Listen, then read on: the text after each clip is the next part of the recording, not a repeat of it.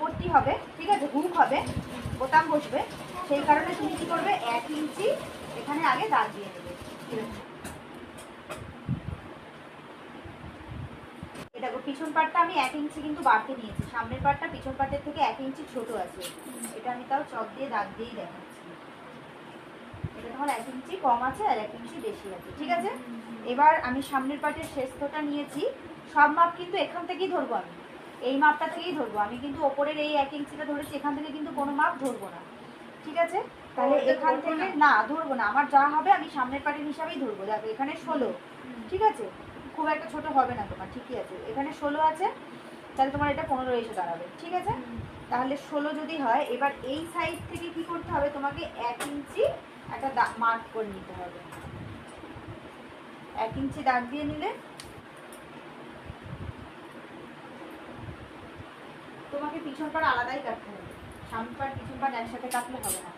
আমি এখন কি করবো, আলাদা করে দেবো। কেন বলো তো, সামনের পাট পিছন পাট করলে হবে না, কারণ পিছন পাট তো আমরা জুড়বো না, পিছন পাট তো আমার গোটা থাকবে, তাই না। আর একসাথে কাটলে পিছন পাট তো কাটা পড়ে যাবে মাঝখান থেকে, তাই জন্য আমি পিছন পাটটাকে কি করবো বলো তো, এইভাবে সরিয়ে নেব, ঠিক আছে। এইটা আবার এরকম ভাবে ঘুরে যাবে, এরকম ভাবে ঘুরে যাবে, ঠিক আছে। আর এটা এরকম ভাবে হবে।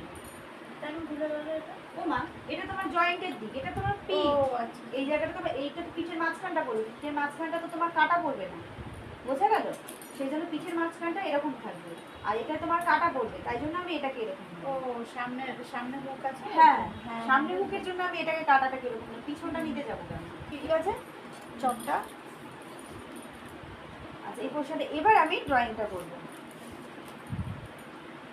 এখানে যা ড্রয়িং হবে এরপর থেকে হবে, হ্যাঁ।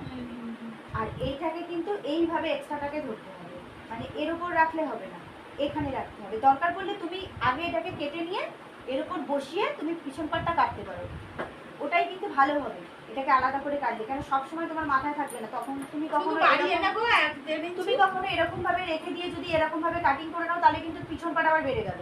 আমার তো পিছন পাটের বড় দরকার নেই, নয় তুমি এইভাবে এটাকে সরিয়ে নেবে এদিকে, ঠিক আছে, এইভাবে এটাকে সরিয়ে নেবে, না হলে আগে করে নেব, না হলে তুমি সামনের পাটটাকে আলাদা করে আগে কাটিং করে নেবে, তারপরে পিছন পাটটার উপর বসিয়ে পিছন পাটটা কাটিং করে নেবে, ঠিক আছে। আর যখনই কাটিং করবে তোমাকে কিন্তু এই দিকটা এরকম রাখতে হবে, ঠিক আছে, কারণ এটা যখন আমার বোতাম হবে এইভাবে সেলাই হয়ে গেল, দেখো এবার কিন্তু সামনের পাট পিছনের পাট কিন্তু একই হয়ে গেল, বোঝা গেল। আচ্ছা, এবার আমি এইখান থেকে মাপঝোপগুলো ধরবো।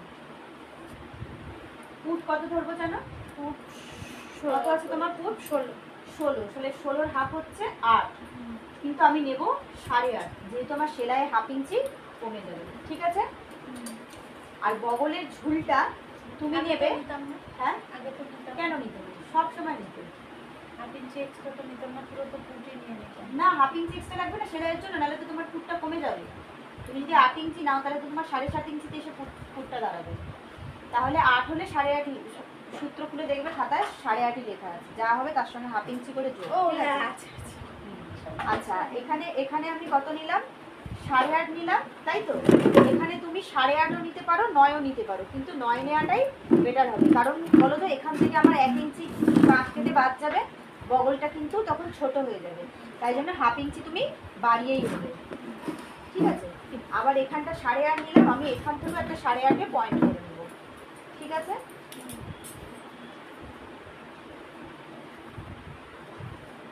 এইভাবে নিয়ে নিলাম, একটা বিছানায় তুলে তুমি যেটা যেভাবেই নাও না কেন বগলের ঝুলটা, তোমাকে কিন্তু এইভাবে বগলটা রাউন্ড শেপ দেওয়ার পরে না ফিতেটাকে এইভাবে ফেলে ফেলে মেপে মেপে দেখতে হবে যে তোমার বগলটা এসেছে কিনা। যদি মনে হয় আমার বগল বড় হয়ে যাচ্ছে তাহলে একটুখানি ওপর দিকে তুলে দিতে হবে, যদি মনে হয় আমার বগল ছোট হচ্ছে তাহলে তোমাকে একটু নিচের দিকে নামাতে হবে, ঠিক আছে, এই শেপটা একটু নিচের দিকে নামাতে হবে, তো সেটা তোমাকে বগল মেপেই দেখতে হবে ফাইনালি। আচ্ছা, এখান থেকে আমি 1 ইঞ্চি আর 2 সুত নিলাম, 1 আর 2 সুতে পয়েন্ট করলাম, 1.5ও করবো না, 1 আর 2, এই যে 1 আর 2, ঠিক আছে। আর এখান থেকে আমি 3 ইঞ্চি তুললাম, এইভাবে আমি শেপটা এবার এঁকে দিচ্ছি, ঠিক আছে।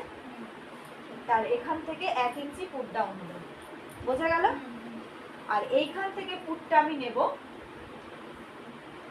পনেকের মতো গলাটা হবে, শার্ট কাটিং কলারের জন্য তোমার এখান থেকে নিতে হবে 3.25, ঠিক আছে, আর এইখান থেকেও নিতে হবে 3.25। এবার স্কেলটা দাও।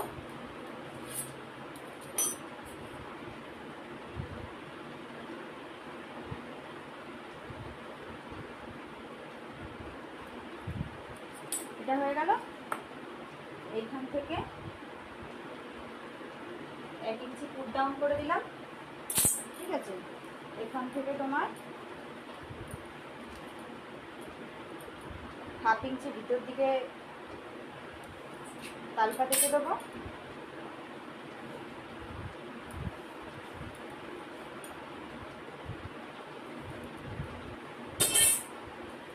বোঝা গেল? এবার ছাতির মাপ বলো কত আছে? 38। 38 তো? তাহলে 38-এর সঙ্গে আমি 3 ইঞ্চি আগে যোগ করে দেবো। তাহলে কত হবে? 41। 41 হলে 41কে 4 দিয়ে ভাঙবো, 10 আর 2 সুত। তাহলে আমি তোমার সেলাইয়ের পয়েন্ট করলাম 10 আর 2 সুত। কলার ফলার যখন হবে না, এয়ার হোস্টেস কলার, তখন 3 ইঞ্চি লুজিং দেবে। ফিটিংস, টাইট ফিটিংস, মানে পিঠ কাটায় তো 2 ইঞ্চি লুজিং দিই আমরা, 2.5 ইঞ্চি 2 ইঞ্চি। আর যখন কলার ফলার হবে তখন 3 ইঞ্চি লুজিং দেবে। কখনো 4 ইঞ্চিও লুজিং হয়, মানুষ বুঝে, ঠিক আছে। তোমার আমি 3 ইঞ্চি দিলাম। এবার হচ্ছে 10 আর 2 সুত, আর এখান থেকে 2 ইঞ্চি এক্সট্রা নিয়ে নিলাম, তাহলে 12 আর 2 সুত। হ্যাঁ, এবার কোমর হচ্ছে তোমার, আর এমনিতে তো নালে লুজিং মনে 2 ইঞ্চি দাও। 2 ইঞ্চি দেওয়া হয়, 2 ইঞ্চি, কখনো 2.5 ইঞ্চি। আচ্ছা, এবার দেখো তোমার কোমর কত আছে? কোমর 34। 34, তাই তো? তাহলে হচ্ছে 32, 8.5। 8.5 চেকেনের জন্য আরো 1/2 ইঞ্চি এক্সট্রা নিয়ে নিলাম। তাহলে এবার এখান থেকে 2 ইঞ্চি এক্সট্রা নিয়ে নেবো।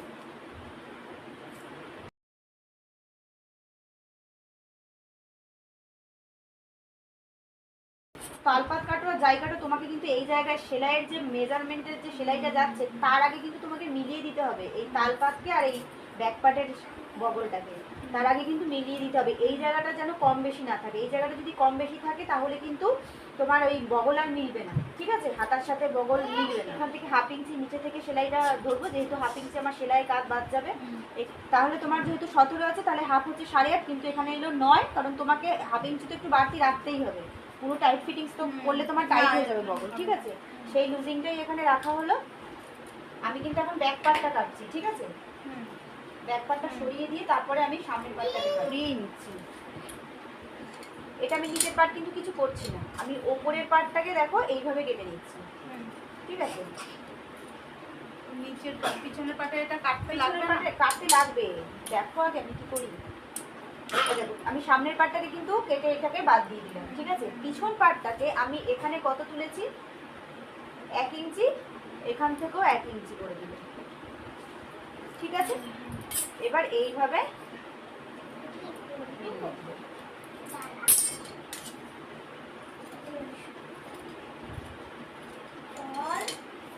হয়েছে।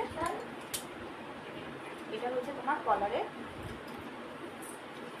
এখানে এক রেখেছো, তার জন্য এখানেও এক মেপে নিই। এটাকে ডাউনটাকে কাটার পরে আমি কাটার পরে, ঠিক আছে, হয়েছে। এবার আমি সামনের পাটটাকে কেটে নিচ্ছি।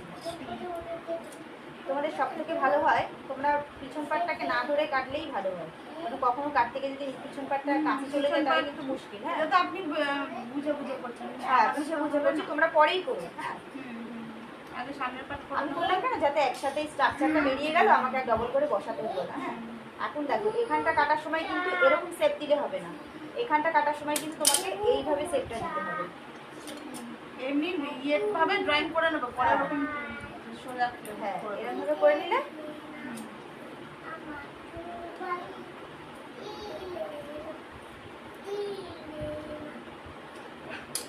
সামনের পাট হয়ে গেল, ঠিক আছে। আর এখান থেকে আমি নামাবো 1.5 ইঞ্চি।